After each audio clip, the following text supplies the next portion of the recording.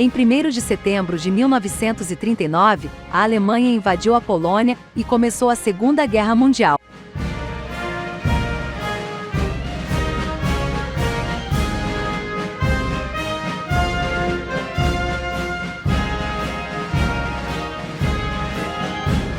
O Brasil permaneceu neutro até agosto de 1942, quando 6 barcos da nossa marinha mercante foram afundados pelos alemães em águas territoriais brasileiras. O Brasil declarou guerra à Alemanha e à Itália.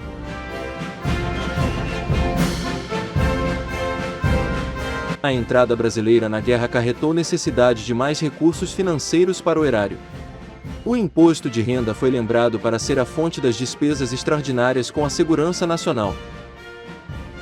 Foi instituído o primeiro empréstimo compulsório do imposto de renda. Depois, vieram mais 5. A partir de janeiro de 1943, todos os contribuintes do imposto de renda, PF e PJ, recolheram uma importância igual ao imposto a que estavam sujeitos, no último exercício, para a subscrição compulsória de obrigações de guerra. Havia também subscrição pública. Vigorou até o final da guerra. Em 1951, o contribuinte do imposto de renda, física e jurídica, tomou conhecimento de que teria que contribuir com um empréstimo compulsório. Todos os que tiveram, nos exercícios de 1952 a 1956, imposto a pagar superior a 10 mil cruzeiros, tinham um adicional de 15%. Atualizando pelo IGPDI, 10 mil cruzeiros de 1952 equivalem em 2022 a R$ 16.100. A Lei nº 1628, de 20 de junho de 1952, criou o BNDE. A principal fonte de recursos do BNDE foi o empréstimo compulsório do contribuinte do imposto de renda. Por força da Lei nº 4069, de 11 de junho de 1962, foi instituído, no exercício financeiro de 1962, um empréstimo público de emergência de caráter compulsório, de 20% sobre o imposto devido pelas pessoas físicas de renda líquida tributável superior a 3 milhões de cruzeiros e sobre o imposto de lucro imobiliário e outros arrecadados nas fontes, exceto o de rendimento do trabalho. De acordo com o IGPDI, 3 milhões de cruzeiros de junho de 1962 equivalem, em junho de 2022, a cerca de R$ 526 mil. O empréstimo foi extensivo ao contribuinte pessoa jurídica. Em 1965, outro empréstimo compulsório. Só o trabalhador assalariado contribuía. Se recebesse dos cofres públicos ou particulares rendimento do trabalho assalariado em importância superior a 600 mil cruzeiros mensais, ficaria sujeito, durante o exercício de 1965, à subscrição compulsória de obrigações reajustáveis do Tesouro Nacional. Segundo o IGPDI, 600 mil cruzeiros de junho de 1965 equivalem, em junho de 2022, R$ 19.200. Em 1980, o quinto empréstimo compulsório do contribuinte do imposto de renda recebeu ou compôs o nome de empréstimo compulsório para absorção temporária de poder aquisitivo. O empréstimo foi exigido da pessoa física que tivesse obtido, de rendimentos isentos e tributados exclusivamente na fonte, no exercício de 1980, importância total superior a 4 milhões de cruzeiros. Pelo IPC, a 4 milhões de cruzeiros de junho de 1980 equivalem, em junho de 2022, a R$ 930 mil. O valor do empréstimo era equivalente a 10% da quantia que ultrapassasse 4 milhões de cruzeiros. O empréstimo foi restituído em 10 parcelas iguais, a partir de julho de 1982, sem correção monetária e acrescido de juros de 6% ao ano. A inflação acumulada de 1980 foi 110% e a de 1981 foi 95%. Em 1983, a pessoa física teve mais um empréstimo compulsório, exigido pela União, o sexto e último nos 100 anos de imposto de renda no Brasil. De acordo com o Decreto-Lei nº 2047, de 20 de julho de 1983, era cobrado da pessoa física que tivesse obtido, a título de ingressos isentos, não tributáveis ou tributados exclusivamente na fonte, pela legislação do imposto de renda no exercício financeiro de 1983, ano base de 1982, importância total superior a 5 milhões de cruzeiros. O valor do empréstimo era equivalente a 4% da quantia que excedesse esse limite.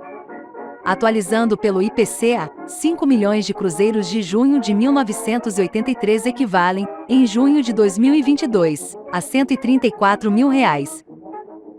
Por que na pandemia da Covid-19, o governo não instituiu empréstimo compulsório para o contribuinte do imposto de renda? A Constituição de 1988 dispõe no artigo 148 que a União poderá instituir empréstimo compulsório, por intermédio de lei complementar, para atender a despesas extraordinárias, decorrentes de calamidade pública, de guerra externa ou sua iminência. A pandemia da Covid-19 foi considerada de calamidade pública. Alguns tributaristas, porém, entendem que o empréstimo compulsório não pode tributar fatos geradores que tenham ocorrido antes da entrada em vigor da lei que instituiu a tributação, pois estaria em confronto com o princípio da irretroatividade previsto na Constituição, artigo 150, inciso 3, a linha A. Outros tributaristas discordam e advogam que o empréstimo compulsório não está sujeito ao princípio da irretroatividade nem é tributo.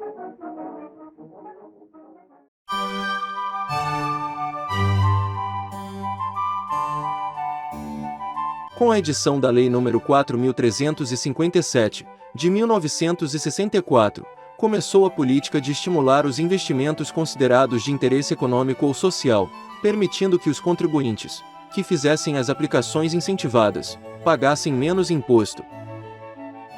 Na Declaração de Rendimentos do Exercício de 1965, ano base de 1964, os contribuintes podiam abater da renda bruta alguns investimentos. No ano seguinte, a relação de investimentos passíveis de abatimento da renda bruta foi alterada e aumentada.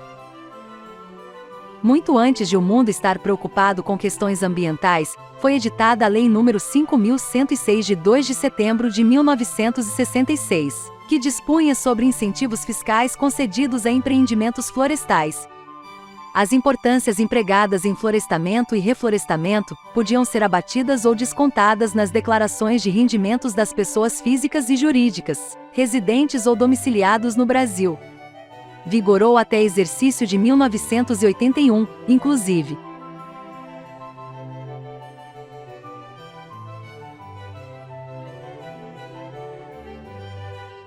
O incentivo fiscal mais conhecido foi o certificado de compra de ações criado por meio do Decreto-Lei nº 157 de 10 de fevereiro de 1967. A partir da Declaração de Rendimentos do Exercício de 1967, ano base de 1966 e até o exercício de 1983, ano base de 1982, foi facultado à pessoa física reduzir do imposto devido o valor aplicado na aquisição de certificado de compra de ações. O objetivo era oferecer ao contribuinte a possibilidade de investir em compra de ações com uma parte do dinheiro destinado ao pagamento do imposto de renda.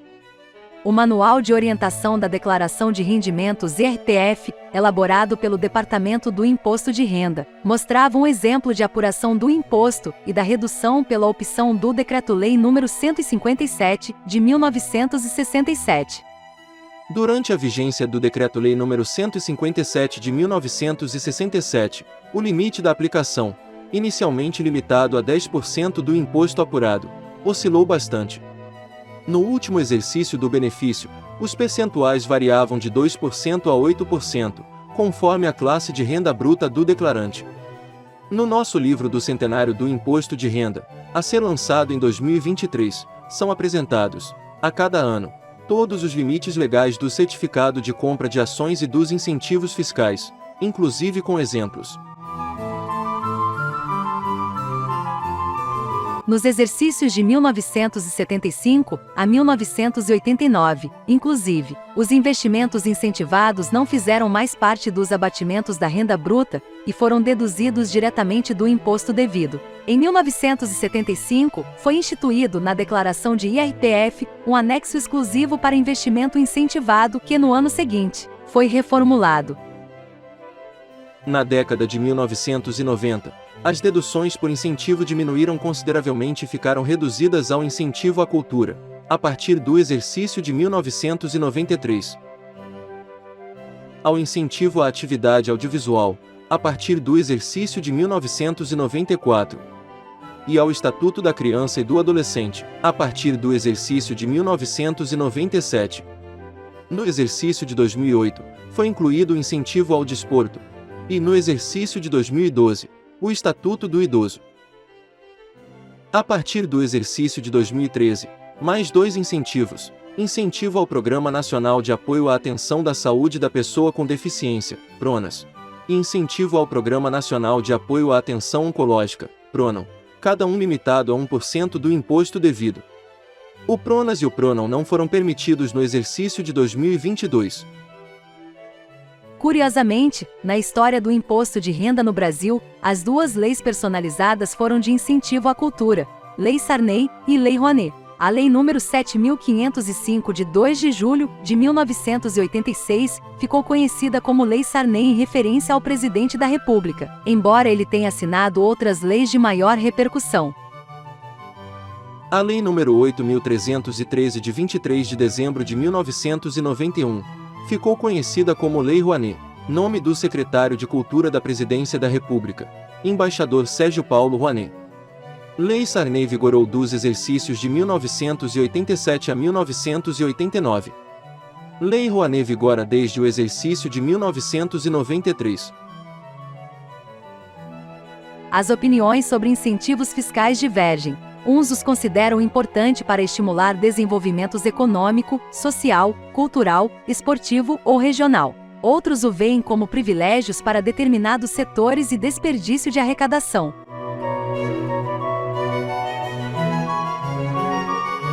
O cadastro tributário mais antigo do Brasil foi o CGC, Cadastro Geral dos Contribuintes, criado pela Lei nº 4.503, de 30 de novembro de 1964.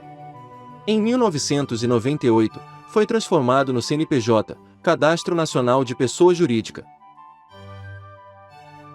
Em 1965, foi instituído o Registro das Pessoas Físicas, conforme Lei nº 4.862, de 29 de novembro de 1965.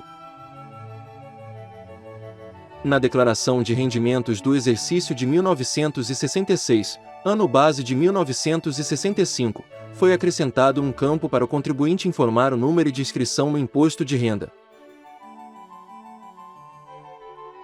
O registro das pessoas físicas foi transformado no Cadastro de Pessoas Físicas, por força do Decreto-Lei nº 401, de 30 de dezembro de 1968. Estava instituído o CPF. O contribuinte que apresentou declaração de rendimentos do exercício de 1969, ano base de 1968, recebeu, no início de 1970, juntamente com o Manual de Orientação e Formulários, 2 vias do Cartão de Identificação do Contribuinte, SIC, emitidos eletronicamente e com prazo de validade.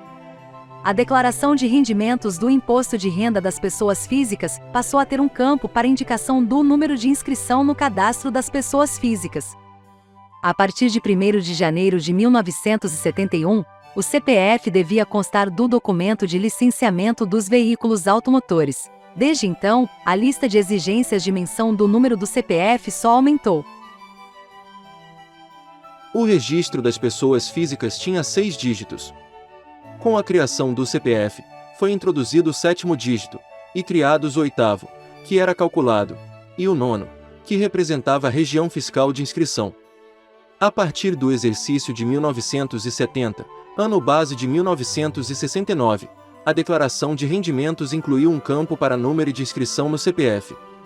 Em 1972, foram introduzidos 2 dígitos no número de inscrição, que receberam nome de controle, pois eram calculados. O CPF passou a ter 11 dígitos. Hoje, a inscrição no CPF pode ser feita pela internet. Nos primeiros anos do cadastro, no entanto, a inscrição podia ser feita na declaração de rendimentos ou em formulários próprios como o Formulário de Inscrição no CPF de 1972, o Modelo de Cadastramento, ou Revalidação MCR de 1977. O Formulário de Inscrição Cadastral FIC de 1978 e o Modelo de Inscrição e Atualização MIA de 1980. O CPF ultrapassou os limites do imposto de renda e tornou-se parte de nosso cotidiano. Transformou-se no principal documento de identificação do brasileiro.